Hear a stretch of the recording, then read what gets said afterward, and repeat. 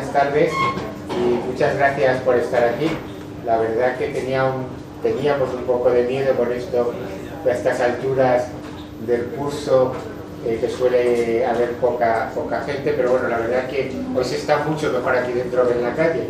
Así que eso también es, aunque seguro que sobre todo el tema y el contar una vez más con Pere Planesas con nosotros. Pere es doctor en física, astrónomo, astrofísico, ha trabajado en muchos observatorios del mundo, ha recorrido pues, sitios maravillosos, también los recorre por turismo, y yo creo que por esa doble vertiente pues ha hecho una aproximación algo diferente al eclipse. Del eclipse estamos oyendo hablar todos, nos ha asombrado eso de esa especie de plan de emergencia nacional para observar el eclipse, ¿no? Pero en el fondo está bien que determinen sitios donde va a haber protección civil, ¿no? Porque alguna persona tendrá hipotimias y deshidrataciones, pero claro, es una cosa tan majestuosa, ahora mismo una de las oyentes me ha comentado que ella ya vio un eclipse de adolescente. La mayoría de nosotros supongo hemos visto algún eclipse parcial, pero la oportunidad de ver dos totales y un anular en los próximos 18 meses no es una cosa, digamos, desdeñable. Pere, como os decía, ha juntado para este tema sus dos pasiones, la astronomía y los viajes, y nos va a ofrecer un abordaje histórico de cómo ha evolucionado la observación de los eclipses, que yo creo que va a ser muy interesante. Pere nos ha dado otras muchas charlas sobre cómo se midió la distancia al Sol, con estas grandes aventuras de los científicos de la época que se pusieron de acuerdo para un proyecto común. Ahora, por ejemplo, no hace mucho también nos hemos puesto de acuerdo para el proyecto de la COVID y de las vacunas. De vez en cuando los científicos nos ponemos de acuerdo para intentar solucionar problemas, sean astronómicos o sean de salud. Nos has hablado de más cosas ya. Es la cuarta o la quinta charla que nos da. Sí. O sea, siempre es un experto y un amigo con el que podemos contar, y estoy seguro que vamos a disfrutar. Por si no lo dice el claro, en el anuncio en el blog salía un libro que si nos quedamos con ganas de saber más, o si queréis regalárselo a algún amigo o amiga que no haya venido, pues es una posibilidad, porque yo creo que después de esta charla o después de leerse el libro vamos a disfrutar del eclipse mucho más. Gracias, Pere. Vale, muchas gracias, Enrique.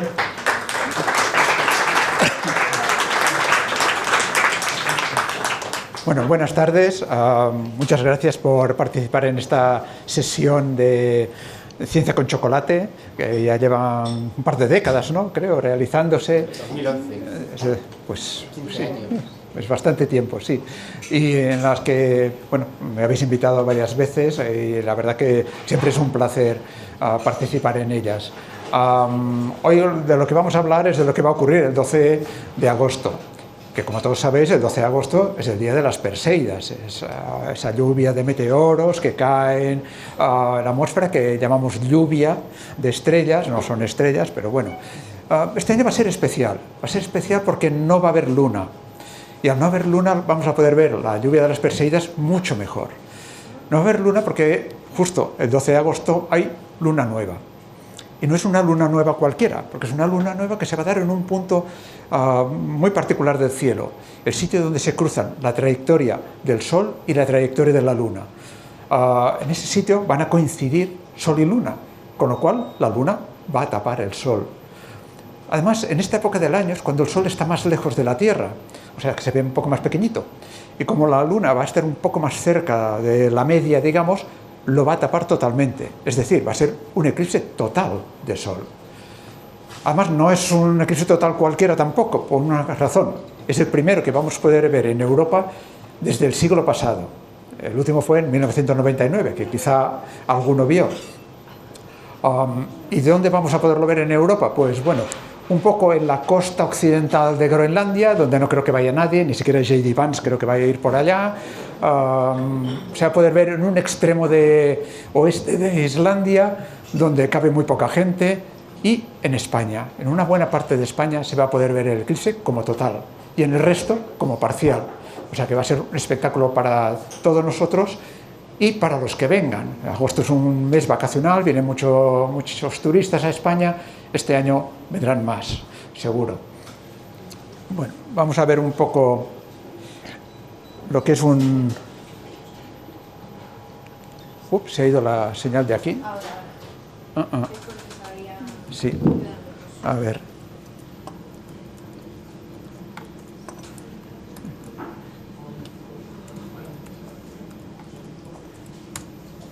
Bueno, eso de no hacerle caso es lo que tiene. Los ordenadores tienen vida propia.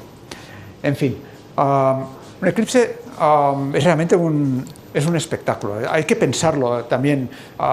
Estamos viendo un astro cercano, la Luna, todo un astro, desplazándose por el cielo y tapando poco a poco el Sol, que es la estrella más cercana que tenemos. Realmente, si lo pensamos así, es algo magnífico. Pero también es magnífico el resultado. En ese momento en que el eclipse se convierte en total, es algo realmente sorprendente, casi mágico, ese momento en que aparece la corona del Sol. Aquí os he puesto una simulación de un eclipse acelerada 200 veces. Es decir, un eclipse es lento, no tiene que ver con Hollywood, es mucho más lento. Tarda unas 2 horas todo el fenómeno. Aquí lo he acelerado y lo he dejado en un minutito. Ahí vemos, por ejemplo, una serie de fotografías tomadas en un eclipse. En la parte de arriba, cuando el Sol estaba como a 40 grados de altura, la Luna empezó a solaparse con el Sol, fue bajando el Sol y la Luna lo iba tapando cada vez más, hasta en el centro, que tenemos el eclipse total, y luego siguió bajando. Todo ese proceso es un proceso largo. Hay que tener un poco de paciencia con él y hay que verlo protegido, con gafas de eclipse. Las gafas de eclipse no son gafas de sol, no tienen nada que ver. Las gafas de eclipse filtran la luz del Sol 80.000 o 100.000 veces. O sea que uno se las pone y no ve ni torta, salvo que mires al Sol. Entonces lo que uno tiene que hacer es, si el Sol anda por allí, se las pone, mira al Sol, un minutito, medio minuto o algo así, porque ve que no avanza mucho la cosa, baja la vista y se las quita. No es buena idea ponérselas, mirar al Sol y quitárselas. Eso no es buena idea. Es desagradable y puede ser dañino.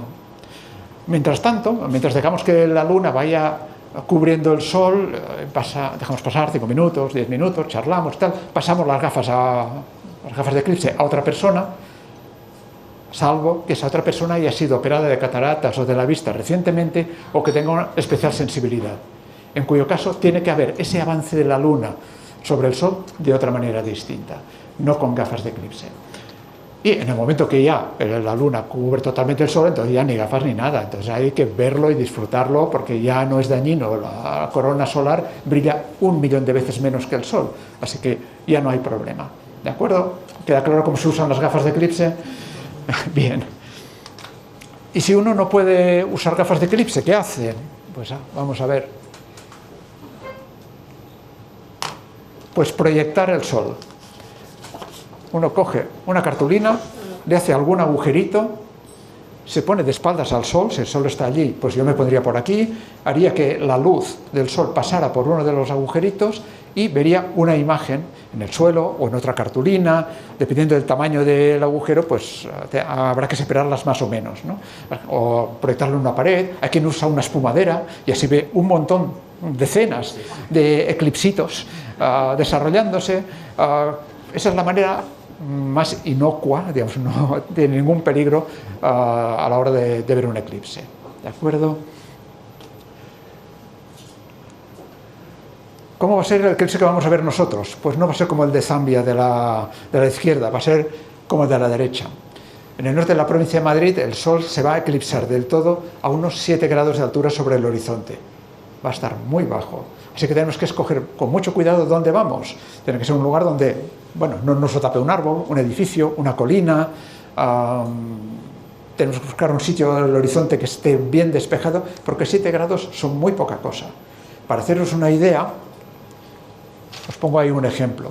Si estiramos el brazo y colocamos 3 dedos con un horizonte plano, por ejemplo el horizonte del mar, la parte de arriba estaría a 5 grados de altura.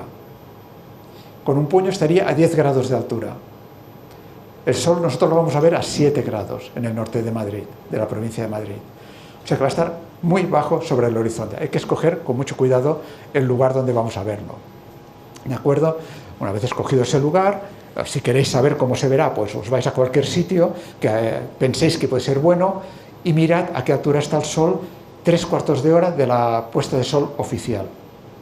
Porque vamos a ver ese eclipse en ese momento, cuando faltarán unos 3/4 de hora para que se ponga. Esa es una manera de saber si el sitio que hemos escogido para ir el día 12 de agosto es adecuado o no. ¿Y qué hace falta para ver un eclipse de sol? Pues, aparte de las gafas de eclipse, lo mismo que para un día de playa. Gorra, sombrero, protección solar, una botella grande de agua, algún tentepié y amigos. Eso es lo mejor. No se necesita más, porque es lo bueno de los eclipses. No se necesitan grandes instrumentos. Podemos disfrutar de ellos sin necesidad de ningún tipo de tecnología extraña, salvo las gafas de eclipse. ¿Vamos a ver algo así? No. Eso es una fotografía hecha por un profesional, con un equipo excelente. Realmente son varias fotografías en las que ha puesto una exposición corta para que se vea la parte central de la corona, exposiciones largas para la parte más externa, que es mucho más débil, las ha combinado y tal, y le ha salido un producto precioso para poner en internet. Pero no es lo que veremos. Una fotografía menos tratada es esa. En la que el que la ha sacado ha intentado ver muchos detalles, ha intentado ver la parte interior de la corona, que es la parte más brillante, es esa parte blanca, y también ver las protuberancias, que son unas manchitas rojas que hay alrededor, que asoman alrededor de la luna que está tapando el sol, ¿no? Eso está hecho con muchísimos aumentos, con un teleobjetivo o un pequeño telescopio acoplado a una cámara, con muchos aumentos, decenas de aumentos, porque es la única manera de poder ver esos detalles más pequeñitos. ¿Qué vamos a ver nosotros a simple vista? Pues algo parecido a eso. A medida que el ojo se adapte, la corona parecerá que crece un poco, pero veremos algo así. Quizá distingamos alguna manchita roja en algún sitio. Eso es muy probable porque el Sol ahora está en una etapa de máxima actividad, entonces suele tener muchas protuberancias, igual que suele tener muchas manchas, ¿no? Así que nosotros vamos a ver algo así. ¿Merece la pena todo ese rollo para irnos a ver eso? Bueno, un eclipse no es solo eso, no es solo ver la corona durante ese minuto y medio que va a durar el eclipse por esta zona de España. No, lo que vamos a ver es un cielo que va a oscurecer en pleno día. En ese cielo vamos a ver estrellas brillantes. A la izquierda del Sol estará Régulo, mucho más allá estará Venus. También veremos todo alrededor nuestro un crepúsculo. El crepúsculo normalmente está a un lado, no, por donde se pone el sol, no, aquí es que veremos un crepúsculo que nos rodea, daremos la vuelta y veremos crepúsculo por todos lados. Bueno, quién sabe si veremos una Perseida, no lo creo, porque es un minuto y medio de eclipse, no va a dar mucha opción, además no es la hora adecuada, pero bueno, quién sabe, a lo mejor tenemos suerte. Notaremos que baja la temperatura, o sea, son toda una serie de sensaciones que vamos a tener mientras vemos el eclipse y todo lo que hay alrededor. Oiremos las expresiones de los que nos rodean. Todo eso forma parte de la experiencia de ver el eclipse. ¿Merece la pena desplazarse? Bueno, eso es algo que la gente lleva haciendo ya mucho tiempo. Por ejemplo, Pedro Antonio de Alarcón, un escritor, periodista y viajero, se subió al tren en Madrid, se fue hasta Sagunto en 1860 para ver un eclipse con unos amigos. Subieron al castillo para tener un horizonte bien despejado y lo vieron. Y él describió al día siguiente en un artículo en el periódico lo que había visto. Si me permitís, os voy a leer un extracto de lo que escribió. A ver.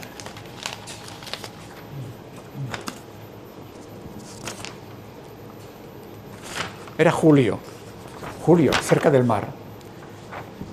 El día estaba sereno y caluroso. El sol inundaba de luz las soledades del espacio, animando y engrandeciendo el vastísimo paisaje. Largos y monótonos zumbidos de cigarras y otros insectos voladores poblaban el aire de un sordo y soñoliento murmullo que convidaba a la siesta. Callaban las aves, adormecidas por el calor, y caballaban también los hombres, atentos al deicidio que se preparaba en los cielos. La luz del sol era blanca como la de la luna, y la sombra de los cuerpos intensamente negra. Nuestros semblantes se iban poniendo lívidos. Las nubes tomaban un color gris, como el de la ceniza. El mar continuaba oscureciéndose. En esto, expira instantáneamente el último fulgor. Cambian de aspecto las cosas. Vense lucir dos estrellas cerca del astro agonizante. Levántase un espantoso viento. Hace frío. Corren las nubes. Ennegreces el mar. Camina la sombra a nuestros pies. Parece que se desquicia el cielo. Muere el sol. Y sustitúyele un astro nunca visto. Un meteoro fúnebre y grandioso. Más bello que todo lo imaginado por el hombre. Un grito de terror sale de 1000 pechos. Las gentes sencillas que nos cercan creen indudablemente que se ha acabado el mundo. Pero al ver que el sol ha sido reemplazado por aquel fenómeno tan hermoso y sorprendente, prorrumpe en un aplauso, en un viva, en un bravo, en una aclamación frenética y entusiasta. ¡Qué maravillosa, qué sublime apariencia la de los cielos! ¿Os apetece ver un eclipse total? Por cierto, ¿sabéis cuánto he tardado en leer el texto? 1 minuto y medio.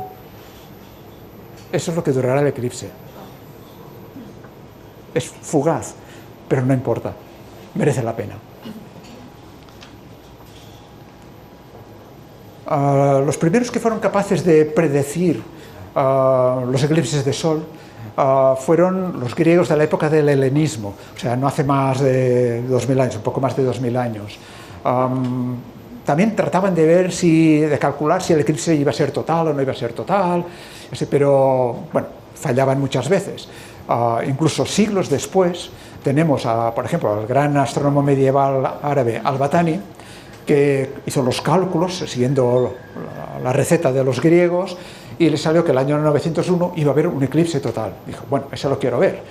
Pero como no estaba seguro de si lo iba a poder ver en Raqqa, la ciudad donde él vivía, dejó allí a un colaborador y él se fue hasta Antioquía. Son esas dos ciudades, Raqqa, bueno, ahí está Alepo y ahí Antioquía. Montó otro observatorio en Antioquía y dijo, bueno, a ver si uno de los dos tiene suerte. Pues no tuvieron suerte. Los dos lo vieron como eclipse parcial. ¿No fue total? Sí, fue total. En las estepas siberianas, 2000 kilómetros más arriba, más al norte. Y además fue un eclipse muy cortito, duró unos pocos segundos, o sea que no hubiese sido muy extraordinario. Pero vemos que pasado mucho tiempo todavía los astrónomos intentaban calcular lo de los eclipses y fallaban. 8 siglos más tarde la cosa había cambiado mucho. Y ahí tenemos a Edmund Halley, conocido, ¿no?, por todos, que hizo los cálculos de un eclipse que iba a tener lugar en 1715, superpuso lo que él pensaba que era la zona en que se iba a poder ver, una especie de franja de totalidad que cruzaba Inglaterra, e hizo una especie de póster con ello e invitaba a la participación ciudadana, seguramente la primera participación ciudadana en una observación astronómica. Pedía a la gente que le dijera si había visto el eclipse como total o no, y si lo había visto como total, cuánto había durado. Con ello, ¿qué es lo que pretendía? Pues pretendía saber si, sobre todo la gente que está en los límites norte y sur, lo habían visto o no, y por lo tanto, si él había calculado esa franja de totalidad, bien o no. De hecho, él estaba en Londres, por ahí, y no tenía muy claro si lo iba a ver o no. La campaña fue un éxito, y él tuvo suerte, porque la franja pasó unos 30 kilómetros más al sur y Londres quedó completamente dentro de esa franja de totalidad, con lo cual él pudo ver el eclipse y mucha más gente también lo vio. Vemos ya que se ha progresado mucho. Pero el mayor interés seguía siendo el de calcular dónde se verían los eclipses, la hora y el lugar. Otra cosa que vio Halley, que lo publicó en el mismo artículo, es que poco antes de que se tapara completamente el sol, se veía una especie de extensión luminosa alrededor del borde, justo antes de que la luna acabara de tapar del todo el sol. También vemos unos puntitos. Todo eso es debido a que la luna no es lisa, como creían los antiguos, sino que tiene relieve. Lo sabemos desde que Galileo inventó el telescopio y empezó a mirar la luna y vio que estaba lleno de montañas. También las hay en el borde lunar. Entonces, mientras la luna va tapando el sol, hay un momento en que entre los valles, entre montañas, se cuela todavía el sol, pero las montañas ya tapan el sol. Y ahí tenemos esa especie de puntitos. Pero eso no generó mucho interés hasta un siglo más tarde, en que el explorador, corredor de bolsa retirado, que se hizo rico con la bolsa, y astrónomo aficionado, Francis Baily, fue hasta Escocia para ver un eclipse. Vio ese fenómeno también y lo describió de una manera tan viva, tan interesante, que generó interés en la gente para decir, wow, a lo mejor es algo que queremos ver en el próximo eclipse. Desde entonces, a esos puntitos se les llama las perlas de Baily. Es un fenómeno que dura pocas decenas de segundos, según Halley era medio minuto o así. Es difícil de ver y de hecho hay cantidad de astrónomos profesionales que no lo llegan a ver nunca. Pero bueno, es algo que en aquel momento excitó un cierto interés adicional al de los eclipses. Así que, bueno, sí, otra cosa más. En aquella época, en el siglo XIX, lo que tenemos ya es que era más fácil acercarse a las zonas donde hubiera eclipses. ¿Por qué? Porque ya en los barcos eran barcos de vapor, que no dependen de los vientos, no dependen de las estaciones, se pueden mover con seguridad y llegar al destino en el momento oportuno. Había trenes, cada vez más líneas de ferrocarriles por los países. Los instrumentos astronómicos habían mejorado mucho, los mapas también. Porque, claro, uno dice, se va a ver más o menos por ahí, pero si no tienes un buen mapa, ya pasó en alguna ocasión que unos se fueron a ver un eclipse y no ocurría en ese lugar, el eclipse total, porque el mapa estaba mal. Además, casi todo el mundo, pues había colonias o excolonias de países europeos, con lo cual a los astrónomos y no astrónomos ya empezaban a tener un interés de decir, bueno, pues nos podemos ir a ver un eclipse en un sitio aunque sea lejano. El eclipse de 1842 tuvo ese interés adicional de ver no solo ese eclipse que ya teníamos bastante bien definido por dónde iba a pasar en Europa, sino que además podíamos ver la corona, podíamos ver las perlas de Baily, pues bueno, vamos a intentarlo. Lo vieron muchísima gente y muchísima gente viajó. El año 42 fue un año relativamente pacífico en Europa, para variar, no había guerras, con lo cual la gente se pudo desplazar hasta esa zona, los que tuvieron que hacerlo, porque otros muchos no. El eclipse pasaba por Madrid, Marsella, Milán, Viena, o sea, Venecia, bueno, hubo mucha gente que no tuvo que irse a ninguna parte. Pero otros sí, de Inglaterra y de otros países se desplazó. Mucha gente, el propio Baily se fue a Pavía, en Italia, para ver ese eclipse. ¿Aportó algo nuevo ese eclipse, aparte de eso, de la muchedumbre de gente que lo fue a ver? Pues sí, porque algunos vieron en el borde del Sol lo que antes se llamado protuberancias. Vieron unas cosas rojas ahí, con los telescopios se veían, pero incluso a simple vista se intuían, y eso generó un interés adicional. ¿Qué es eso? Y es seguro que lo estamos viendo, no es un fenómeno, yo qué sé, una especie de espejismo, no es algo que tiene que ver no con el Sol, sino con la Luna. A lo mejor la Luna tiene atmósfera, en aquella época no se sabía, pensaban que podía tener atmósfera. ¿Qué será eso? Así que generó interés, tanto que para el siguiente eclipse interesante, digamos, propicio para ser observado, que es el de 1860, que pasaba por España, pues como 30 expediciones de astrónomos europeos se acercaron a España para verlo y para tratar de dilucidar esas incógnitas, esas cosas que se empezaban a conocer del Sol. Muchas expediciones se instalaron en la zona norte, en el Cantábrico, otras en el Mediterráneo, y hubo dos, de las que hablaré 2 diapositivas más allá, que se instalaron en Miranda de Ebro y cerca de Castellón de la Plana para probar una nueva tecnología de observación de eclipses. Bueno, esto es una selección de dibujos de la corona que hicieron una serie de los observadores. Algunos lo dibujaban sobre la marcha, otros tomaban como unos apuntes, como vemos a la izquierda, y luego lo dibujaban, hacían acuarelas y tal, y vemos que en general tienen un cierto parecido, bueno, salvo este que tenía mucha imaginación por lo que parece, ¿no? Pero los demás tienen esa cosa curvada, ¿veis? Esa extensión curvada o una extensión lineal. Bueno, pero eso no se satisfacía mucho a los astrónomos. Decían, necesitamos algo más objetivo. ¿Qué tal si probamos ese nuevo invento de hace poco que se llama fotografía? Y eso es lo que intentaron varios grupos y 2 tuvieron éxito. tuvo éxito el catedrático de química de Valencia, José Montserrat, y tuvo éxito el del fabricante de papel e inventor y astrónomo aficionado Warren de la Rue, un británico, que se instalaron, uno cerca de Castellón y el otro cerca de Miranda, para sacar fotografías. Y tuvieron éxito. Bueno, vamos a comparar las fotografías. Menuda moda en las barbas, ¿no? ¿Sería la barba de la época o sería la barba que tenían los pioneros de la fotografía científica? La verdad que no lo he conseguido desentrañar. Pero bueno, vamos a ver las otras fotografías. Como vemos, las de Warren de la Rue tienen más calidad. Eran exposiciones cortas, de manera que se ven sobre todo las protuberancias y un poquitito la corona. Las de Montserrat se ve mucho más la corona, más o menos extensa, según la exposición fuera más corta o más larga.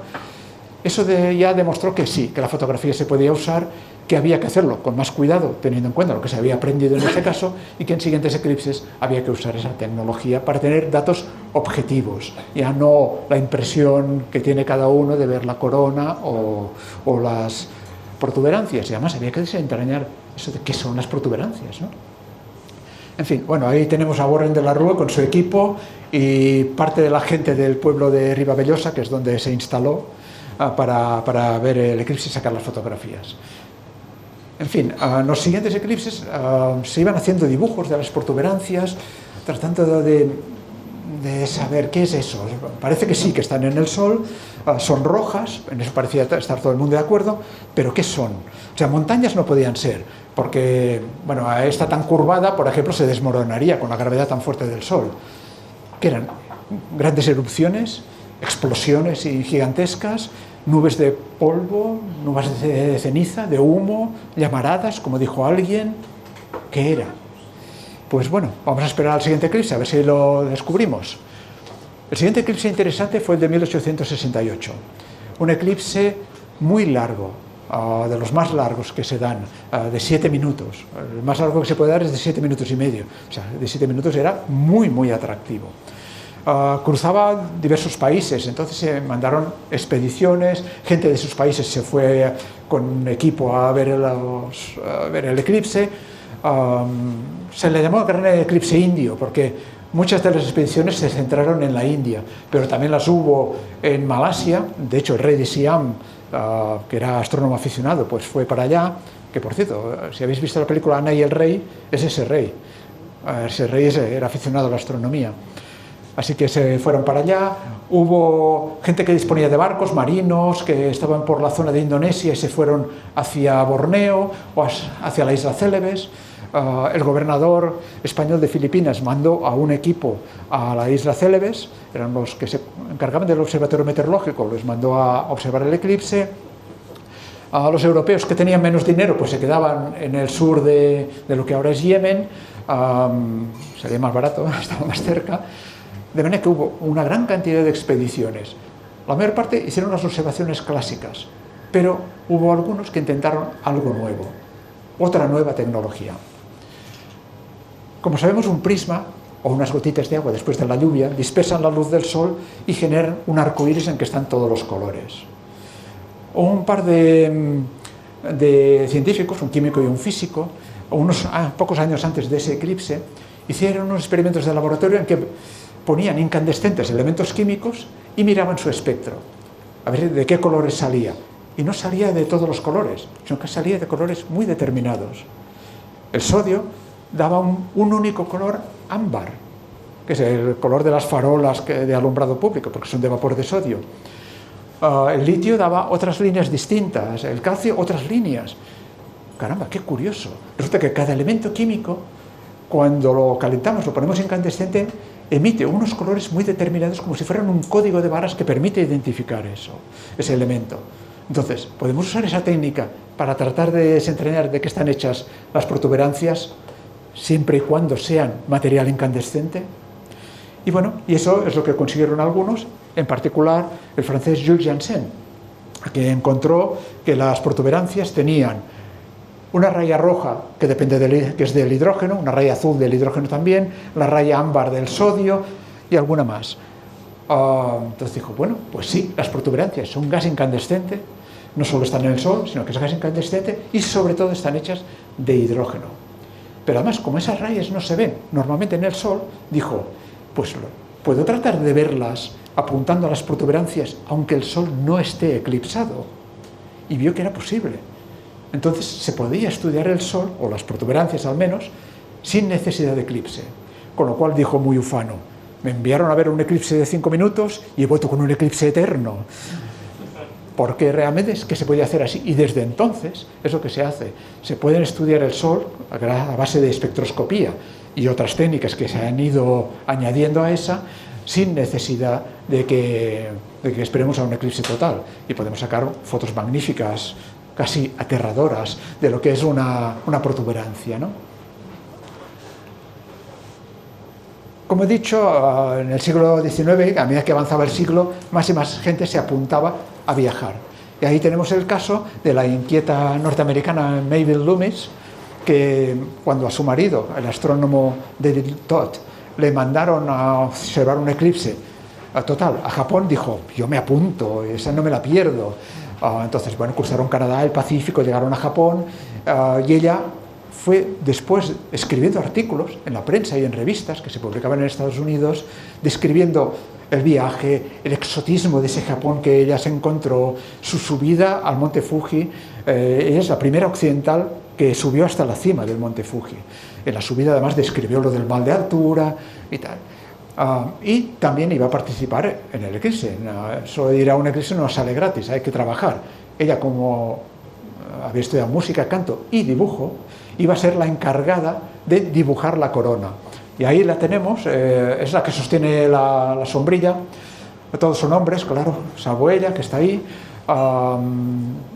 Tenía que hacer ese dibujo, pero se nubló. Amaneció el día nublado, se fue espesando y no vieron nada.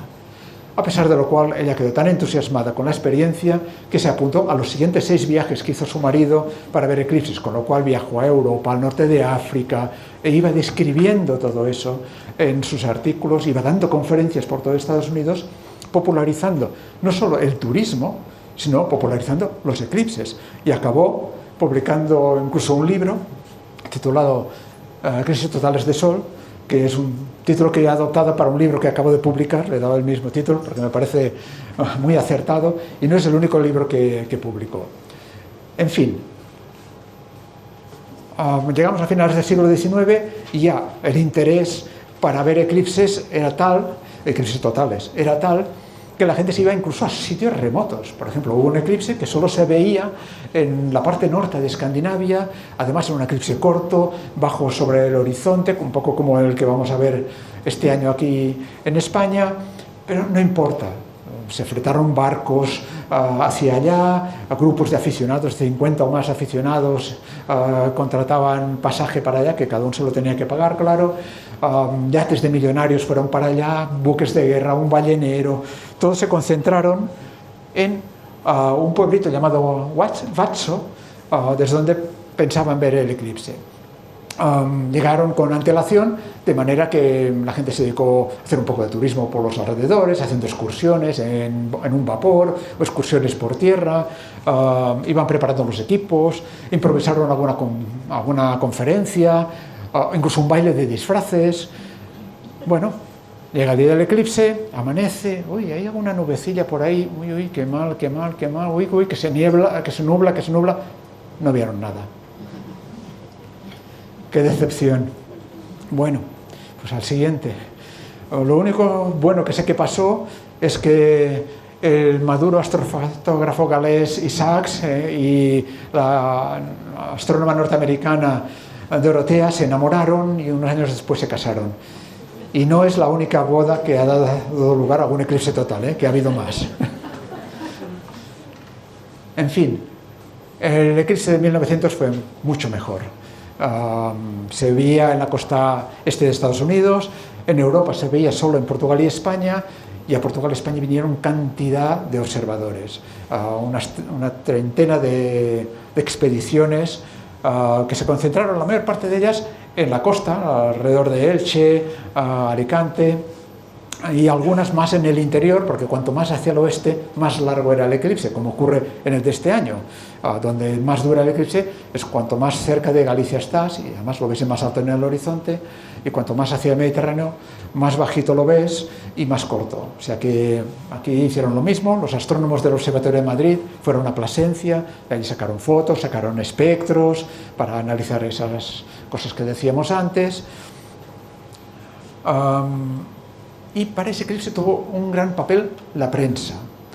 Durante semanas, la prensa, como está ocurriendo ahora, fueron describiendo cómo iba a ser el eclipse, y a medida que se acercaba el eclipse e iban llegando expediciones, iban describiendo esas expediciones, cómo montaban sus observatorios temporales, quiénes llegaban. Cuando llegaba alguien famoso como Camille Flammarion, el gran astrónomo francés, pues bueno, le aplaudían en las estaciones donde se bajaba.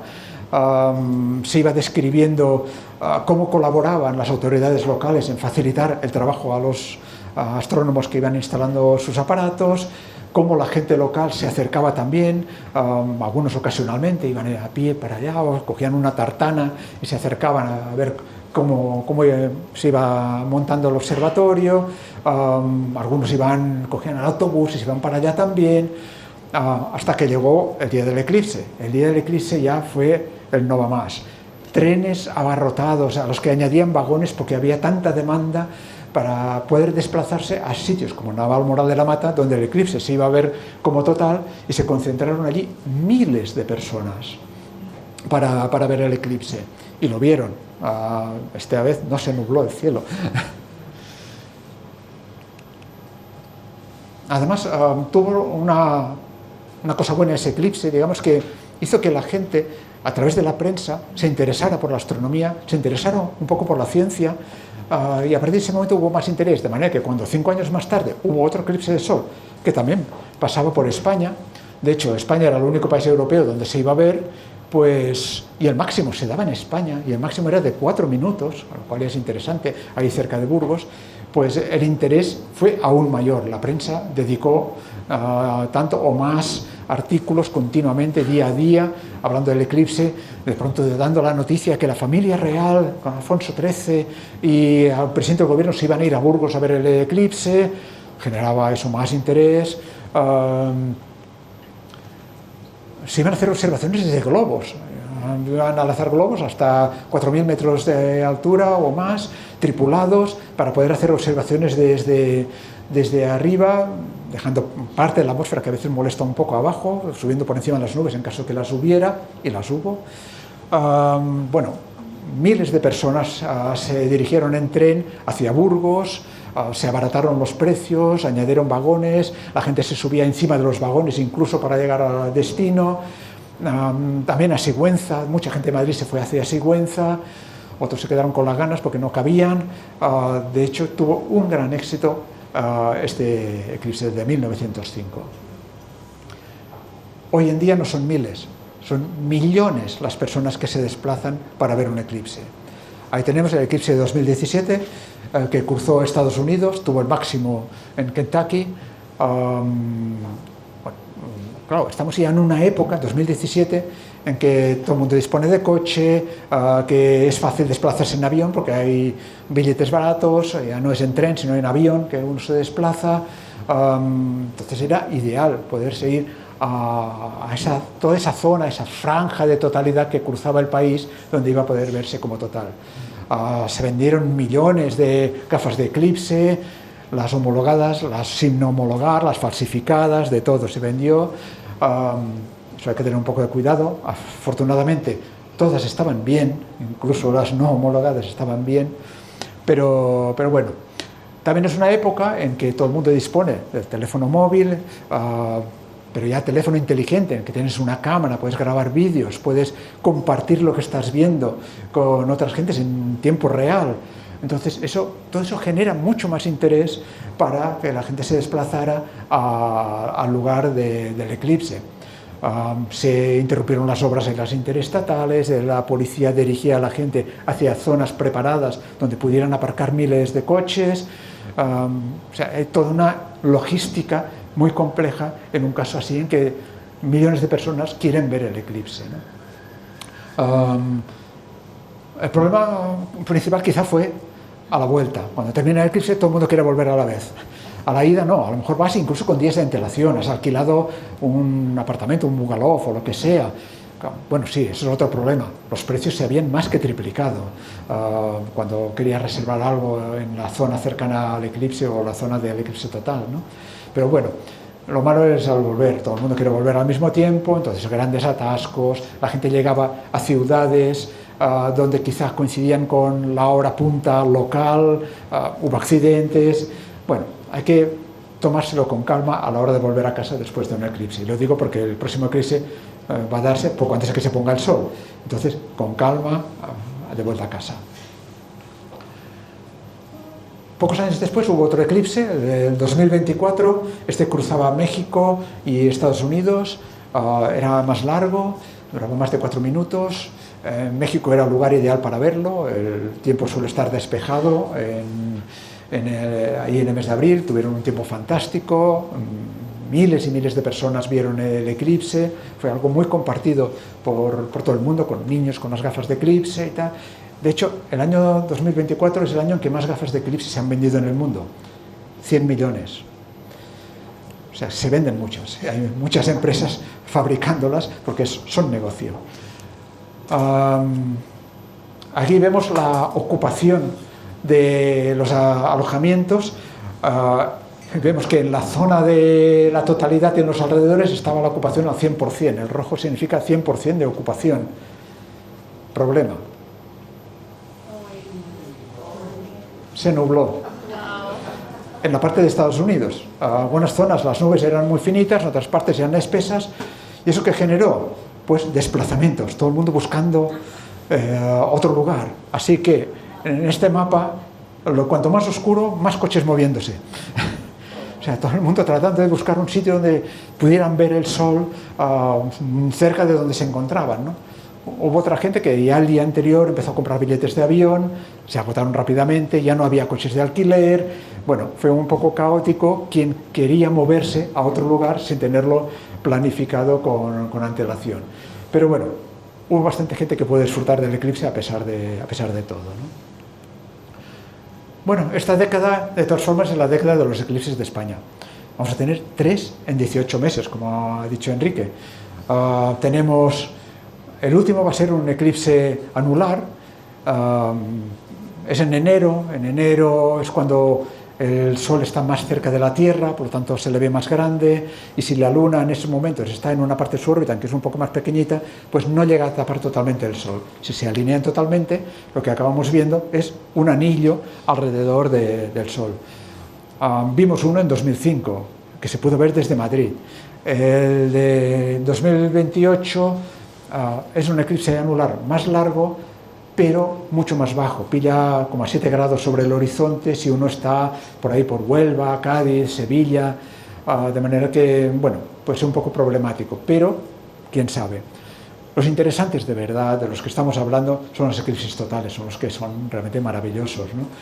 Entonces tenemos el del 12 de agosto, que entra, como he dicho, por el norte de España, va cruzándola y sale por la costa mediterránea, cubre las Baleares, pero, ya he dicho, el sol muy bajo y la duración corta. Hay que aprovecharla, hay que disfrutar de ese minuto, minuto y medio o casi 2 minutos si uno está muy para allá y tiene buen tiempo para disfrutar de ese eclipse. El siguiente es un eclipse que va a cruzar el sur de España y el norte de Marruecos y se va a prolongar hasta Egipto y más allá. De hecho, es un eclipse muy largo. En Egipto va a durar 6 minutos. Es el eclipse más largo que vamos a tener en lo que queda de siglo. Pero es que incluso ahí, en Ceuta, Melilla, Tarifa, Tetuán, Tánger, va a durar alrededor de 5 minutos. O sea, realmente es un eclipse solar interesante. La logística puede ser un poco más complicada. Hay que ir a Marruecos o al sur de España, y ahí en el sur de España es agosto, 2 de agosto, se acumularán varios millones de personas, me imagino, así que no sé si van a caber. Si uno quiere verlo, tiene que ponerse ya a planificarlo. Yo sé quién ha reservado ya un apartamento en Cádiz hace un año para ver ese eclipse, gente previsora, ¿no? Entonces si os gusta el que vamos a ver el 12 de agosto, pues quizá queráis ver el siguiente. En cualquier caso, dure lo que dure un eclipse, dure 1 minuto y medio, dure 5 minutos, siempre os parecerá que pasa en un suspiro. Y la imagen que os va a quedar, las sensaciones que os van a quedar van a ser imborrables. Si queréis saber más sobre eclipses y viajes, este es el libro que he publicado, que trata de todo lo que os he contado, pero mucho más ampliado y hablando de los viajeros que hubo en la antigüedad y cómo vivió la gente, con textos escritos por la gente, por monjes, por astrónomos de la antigüedad, cómo lo han vivido. ¿De acuerdo? Pues vale, no, esto no es. Pues muchas gracias.